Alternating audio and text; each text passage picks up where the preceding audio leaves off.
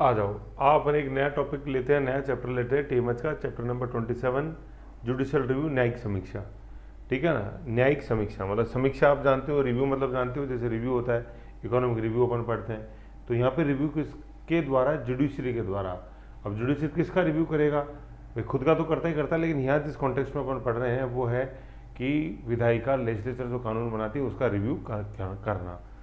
ठीक है। अब अपन देखते हैं कि इस कॉन्सेप्ट का ओरिजिन कहाँ से हुआ। ओरिजिन हुआ यूएसए से, यूनाइटेड स्टेट्स ऑफ अमेरिका से। किस साल में? 1803 के अंदर। ठीक है। अब आप थोड़ा सा अंदाजा लगाओ 1803 क्या है ये। 1857 का विद्रोह अपन पढ़ते हैं। ठीक है। 1803 में भी 54 साल बाद, 1803 के 54 साल बाद होगा 1857 का विद्रोह। तो आप अंदाजा लगा सकते हो किस समय की बात है। इस समय अपने प्रथम आंग्ल मराठा युद्ध लड़ा जा रहा था 1803 में, उस समय की बात है, देख लो आप। और वहाँ जुडिशल रिव्यू जैसे कॉन्सेप्ट आ रहे हैं, तो कितना अमेरिका अपन से आगे, लेकिन आज कंधे से कंधा मिलाकर भारत के साथ, या भारत उसके साथ खड़ा हुआ है। किस केस लॉ में उसकी उपजाई है? एमएम क्या है? मारवरी बनाम मेडिसन। जैसे अपन देखते हैं केशवानंद भारती बनाम यूनियन ऑफ इंडिया, ऐसे। तो मारवरी, तो मार्बल कर दो इसको, मार्बल बनाम मेडिसन, तो मारवरी बनाम मेडिसन। और किस चीफ जस्टिस ने ये दिया? वो भी एम से ही। एम से कौन? John Marshall. ठीक है। तो मारवरी बनाम मेडिसन, या यूँ कर दो मार्बल बनाम मेडिसन, और जॉन मार्शल ने दिया किस, कौन सा कॉन्सेप्ट? Judicial review. कहाँ पे? यूएसए में। किस साल? 1803। ठीक है साहब। अब ये जुडिशल रिव्यू का मीनिंग क्या होता है? जैसे भी मैंने बताया, इसमें क्या करता है, कोर्ट जो है वो टेस्ट करता है कॉन्स्टिट्यूएंसिलिटी ऑफ एक्ट, रूल्स या एग्जीक्यूटिव ऑर्डर्स। ठीक है ना। अगर वो इसके अगेंस्ट में कॉन्स्टिट्यूशन के, तो उनको इनवैलिड या अनकॉन्स्टिट्यूशनल वो करार देता है। तो कहने का मतलब क्या, वो संवैधानिकता, कॉन्स्टिट्यूलिटी देखता है। कौन? कोर्ट देखता है, टेस्ट करता है।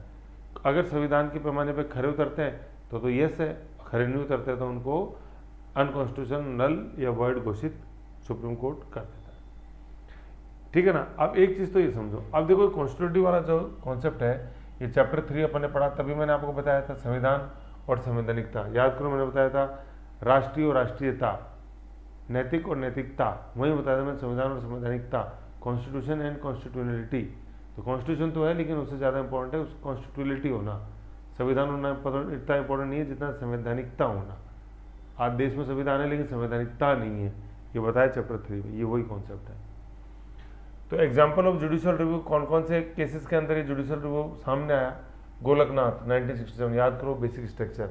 ठीक है। एस आ रहे थे, शंकरी सज्जन, हमारे गोलकनाथ जो बताया था कि सबसे पहली बार ये चैलेंज हुआ, या ये डिसाइड हुआ कि सुप्रीम कोर्ट, सॉरी पार्लियामेंट जो है, मतलब गोलकनाथ में सुप्रीम कोर्ट ने वर्डिक्ट दिया, तो सुप्रीम कोर्ट ने ये बोला कि पार्लियामेंट को पावर नहीं है 368 के तहत फंडामेंटल राइट्स को अमेंड करने की।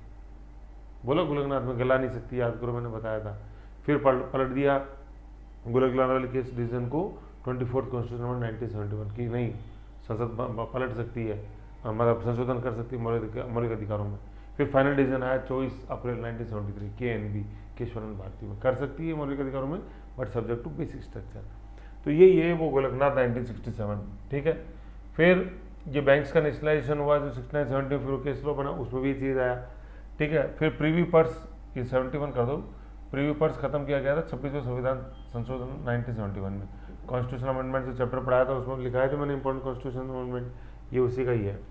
फिर केशवानंद भारती, वेरी इंपॉर्टेंट, 24 अप्रैल 1973, वो पंचायती राज दिवस वाली डेट, याद रखो इसको। मिनर्वा मिल्स केस 1980 मैंने बताया था, मेरावर्ती 1980 मिनर्वा मिल्स। ठीक है, ऐसे। और Bhim Singh, NJC national judicial appointment commission 2018 के अंदर, और 99th कॉन्स्टिट्यूशन अमेंडमेंट था ये 2014 के अंदर। 2014 के अंदर 99th कॉन्स्टिट्यूशन अमेंडमेंट था, और 2018 के अंदर इसको नल एंड वॉइड घोषित किया गया सुप्रीम कोर्ट की तरफ। क्यों?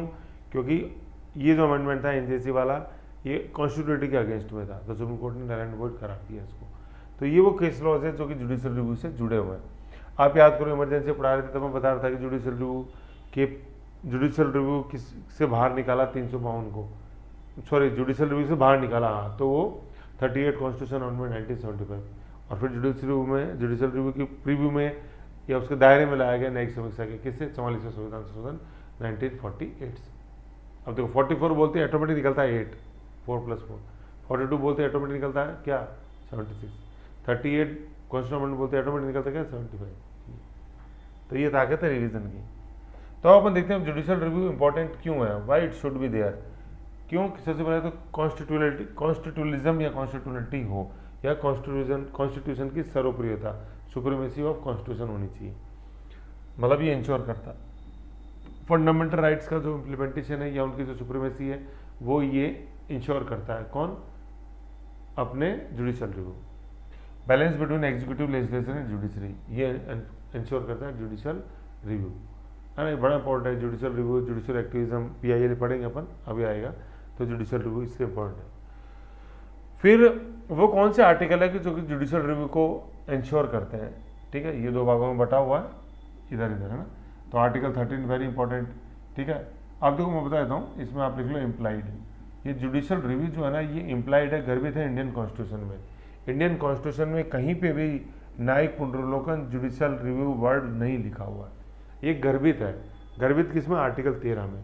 आर्टिकल 13 ये बोलता है कि संसद कोई भी ऐसा कानून नहीं बनाएगी जो पार्ट 3 के अंदर मेंशन फंडामेंटल राइट के अगेंस्ट में जाए, और अगेंस्ट में जाएगा तो जिस सीमा तक अगेंस्ट में जाएगा उस सीमा तक वो कानून नल एंड वॉइड माना जाएगा। तो इसमें गर्भित है कि ये आर्टिकल 13 के अंदर जुडिशियल रिव्यू इम्प्लाइड है, और नल एंड वॉइड घोषित कौन करेगा? भाई संसद ही करती है, मतलब संसद तो कानून बनाती है, और नल एंड वॉइड घोषित करने का काम होता है सुप्रीम कोर्ट का, हाई कोर्ट का नहीं। कॉन्स्टिट्यूशन अमेंडमेंट की वैलिडिटी सुप्रीम कोर्ट ही में ही चैलेंज होती है। दूसरा मैं बता रहा था, हाँ, है ना, ये कॉन्स्टिट्यूलिटी, ठीक है, आगे देख लें। फिर है आर्टिकल 32, जिसके अंदर अपन देखते हैं कि 5 प्रकार की रिट्स जो है, habeas corpus, mandamus, prohibition, certificate, quo warranto, ये जारी होती हैं फंडामेंटल राइट्स के एनफोर्स के लिए। फिर ये 131 यहाँ तक ये जो है ना सारी, ये अपने सुप्रीम कोर्ट से रिलेटेड आर्टिकल्स है। 131 के अंदर ओरिजिनल जुरिडिक्शन, 132 के अंदर एपलेट जुरिडिक्शन, 133 में सिविल क्रिमिनल्स के बारे में, 134 में क्रिमिनल ऑफेंसेस के बारे में, सिविल ऑफेंसेस, क्रिमिनल ऑफेंसेस, 134 के अंदर सर्टिफिकेट मांगा जाता है अपील करने के लिए, हाई कोर्ट का सर्टिफिकेट जो सुप्रीम कोर्ट में काम आता है। 143 अपन देखते हैं, 143 अपन देखते हैं कि राष्ट्रपति की शक्ति सुप्रीम कोर्ट से एडवाइस लेने की, 143 में, ठीक है। फिर 226 226 तो अच्छे से जानते हो आप, ये 32 के अंदर सुप्रीम कोर्ट निकालता है रिट्स, और 226 में सुप्रीम हाई कोर्ट निकालता है। लेकिन हाई कोर्ट वाले सुप्रीम कोर्ट से अलग कैसे? क्योंकि इसमें फंडामेंटल राइट्स के साथ साथ फॉर अदर प्रोविजंस लिखा हुआ है, तो हाई कोर्ट का जुरिडिक्शन ज़्यादा वाइड है रिट्स निकालने के चक्कर में, 4-5 रिट्स निकालने के चक्कर में, टोटल 5 है ना। और ये सारा मैंने समझाया आपको सुप्रीम कोर्ट वाले चैप्टर में कि आर्टिकल 32 और 226 के बीच डिफरेंस क्या है, और ज़्यादा ब्रॉड है स्कोप किसका? हाई कोर्ट का रिट्स निकालने में, क्योंकि इसमें फॉर अदर पर्पज लिखा हुआ है, और सुप्रीम कोर्ट ओनली निकाल सकता है फंडामेंटल राइट्स की वॉयलेशन में। आर्टिकल 227 में हाई कोर्ट का सुपरविजन सबऑर्डिनेट कोर्ट्स पे, 245 में सीमा हाई कोर्ट की, 246 के अंदर 3 लिस्ट है अपने, ठीक है। 251 बात करता है टकराव की, ठीक है ना। अगर टकराव होता है कॉन्करेंट और अपने कॉन्करेंट में स्टेट भी बना सकता है और वो भी बना सेंटर भी बना सकता है, टकराव होने की दिशा में सेंटर कानून चलता है। 54 ये संबंध में 372 देखते हैं अपन पूर्व के कानून मतलब संविधान लागू हुआ उस दिन जो कानून थे वो कब तक एग्जिस्टेंस में रहेंगे, ये था। मतलब 51 और 52 जैसे अपन 52 में टकराव की स्थिति है कि संसद और विधायिका द्वारा बनाए गए कानून में टकराव की स्थिति है तो संसद द्वारा कानून सर्वोपरि रहेगा। देखो वैसे भी आर्टिकल 249 जब अपन पढ़ा था ना, तो राष्ट्र महत्व मैंने बताया था, तो उसमें भी ये चीज़ है कि स्टेट लिस्ट पे कानून बनाने का अधिकार स्टेट को, लेकिन कभी कभी असामान्य परिस्थितियों में सेंटर बना सकती है, और टकराव की स्थिति में सेंटर वाला कानून ही सर्वोपरि रहता है, ये टकराव वाला है लिखा हुआ है।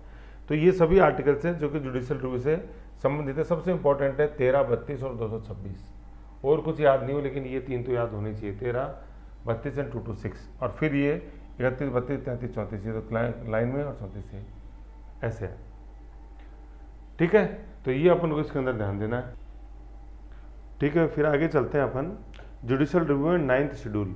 ये 9th शेड्यूल बड़ा इंपॉर्टेंट है, जो अपने देखते हैं ये 9th शेड्यूल जो है किस आर्टिकल से जुड़ा हुआ है, अपने आर्टिकल 31B 31B, ठीक है। DPSP में नहीं, अपने आर्टिकल 32 जो फंडामेंटल राइट्स देखते हैं उससे पहले ये फंडामेंटल राइट पार्ट 3 के अंदर, इसमें हम लोग पार्ट 3 फंडामेंटल राइट्स वाले में both article and schedule added by किस कॉन्स्टिट्यूशन अमेंडमेंट से? फर्स्ट कॉन्स्टिट्यूशन अमेंडमेंट 1951, पहला संविधान संशोधन 1951 में हुआ। बेसिक अपने चैप्टर नंबर 11 देखा कॉन्स्टिट्यूशन अमेंडमेंट, उसमें भी समझाया हुआ मैंने पहला कॉन्स्टिट्यूशन अमेंडमेंट, ठीक है ना। इससे जोड़ा गया था 9th शेड्यूल, और 9th शेड्यूल का संबंध कौन से आर्टिकल से, 31B से, ठीक है। नंबर ऑफ एक्ट से 9th शेड्यूल कितने थे, 1951 में 13 थे और प्रेजेंट में 282 के लगभग है। तो मतलब बढ़ते गए, और सर बढ़ते क्यों गए, क्योंकि इसको अपन क्या बोलते हैं 9th शेड्यूल को, आयरन कर्टेन। इसके अंदर जो कानून संसद ने बना के डाल दिया उसके ऊपर जुडिशियल रिव्यू लागू नहीं होता, ठीक है। तो इसलिए संख्या दिनों दिन बढ़ती जा रही थी। लेकिन जुडिशियल रिव्यू प्लस आफ्टर क्या, 24 अप्रैल 1973 के बाद 24 अप्रैल 1973 के बाद कोई भी कानून जो इसके अंदर जोड़ा गया है, किसके अंदर, 9th शेड्यूल में, वो सब्जेक्ट टू जुडिशियल रिव्यू है। किस केस लॉ में बोला गया, केशवानंद भारतीवाद के अंदर ऐसा डिसीजन दिया गया। तो केशवानंद भारतीवाद में क्यों दिया गया, क्योंकि केशवानंद भारतीवाद के अंदर ही बेसिक स्ट्रक्चर की डेफिनेशन सबसे पहली बार अपने पास आई, समझ गए। तो आज की स्थिति, आज सब्जेक्ट टू जुडिशियल रिव्यू है।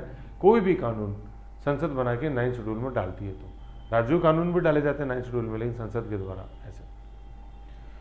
अब इस डिसीजन को वेरीफाई किया किससे, 1980 के अंदर वामन राव केस और 2007 के अंदर IR कोहेलन केस के अंदर, क्यों कोहेलन केस के अंदर की हो, तो होलोहन तो आपको ध्यान नहीं, इंदिरा साहनी 1992, और 2007 में IR कोइलोहन, मैंने बताया था कोयले से आता था कोइलोहन, ऐसे ये बेसिक स्ट्रक्चर वाले चैप्टर में भी ये आया था, ठीक है। ये है, तो ऐसे करके अपना शॉर्ट एंड स्वीट है चैप्टर नंबर 27 जुडिशियल रिव्यू।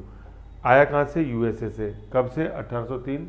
कौन सा वाद अपने, मेडिसिन, है ना, याद करो मैंने बताया था, मारवरी बनाम मेडिसिन, तो मारवरी को मार्बल, तो मार्बल बनाम मेडिसिन। और जज कौन, चीफ जस्टिस कौन उस समय USA सुप्रीम कोर्ट का, अपने जॉन मार्शल। क्या करता है, टेस्ट करता है कौन, सुप्रीम कोर्ट टेस्ट करता है constitutionality of act rules and executive orders of executive और लेजिस्लेचर। ये एग्जीक्यूटिव ऑर्डर्स एग्जीक्यूटिव और लेजिस्लेचर के एक्ट्स, और उनको इनवैलिड या अनकॉन्स्टिट्यूशनल करार देता है अगर वो अगेंस्ट हो जाते हैं कॉन्स्टिट्यूशन के। किन केसेस के अंदर है, गोलकनाथ 1967, बैंक से 1970, प्रीवर्ड 1971, केशवानंद भारतीवाद 1973, मिनरल केस 1980 और NJ से 2018। 99th कॉन्स्टिट्यूशन 2014 को अनकॉन्स्टिट्यूशनल करार दिया गया 2018 के अंदर। Why judicial reviews must, constitution की अपहेल्ड रखने के लिए, फंडामेंटल राइट्स को अपहेल्ड रखने के लिए, और balance between executive, legislative and judiciary. किन आर्टिकल से जस्टिफाई होता है जुडिशियल रिव्यू, आर्टिकल 13 इम्प्लाइड है इसमें।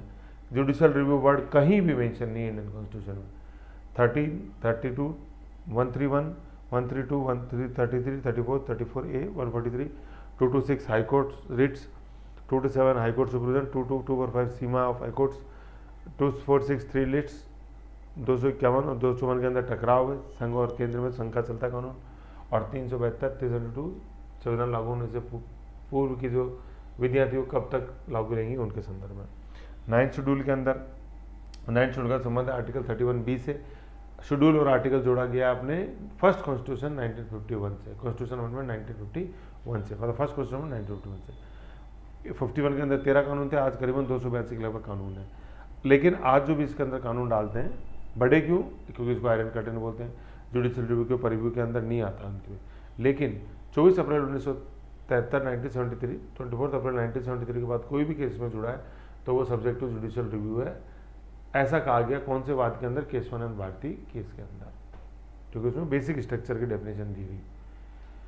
और केशवानंद भारतीवाद के डिसीजन को कब वेरीफाई, किन किन केसों ने वेरीफाई किया, 1980 अपने Waman Rao case, mineral mills में 1980 का ही है, 2007 के अंदर IR कोल्हन केस से जस्टिफाई हुआ, ऐसे। तो ये था अपना चैप्टर नंबर 27।